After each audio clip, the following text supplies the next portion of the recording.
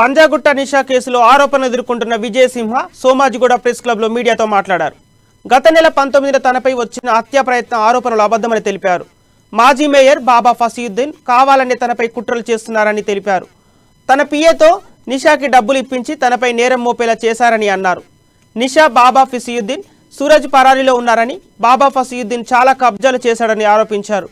తనపై ఎందుకు కుట్రలు చేస్తున్నారో కూడా అర్థం కావడం లేదని మండిపడ్డారు. నువ్వు మాట్లాడగలుగుతావా? ఇదే నిషా, సూరజ్ అనే వ్యక్తుల్ని తీసుకొచ్చి నువ్వు మాట్లాడగలుగుతావా? అదేవిధంగా నా రోజు బాధాకరం ఏంటంటే బీజేపీ, కాంగ్రెస్ మహిళా కార్యకర్తలు, నా సోదరి మనులందరికీ నేను నమస్కారం తెలియజేసుకుంటున్నా. ఆ రోజు మీకు ఏదీ తెలియకుండా, వాస్తవం ఏంటనేది తెలియకుండా, మీరు వివరణ తీసుకోకుండా మీరు ఆ రోజు పోలీస్ స్టేషన్ ఎదురు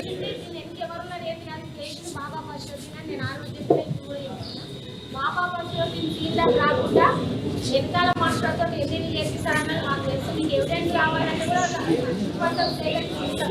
ఇంతమంది నేను ఎంత బాధితున్నారు కూడా నాకు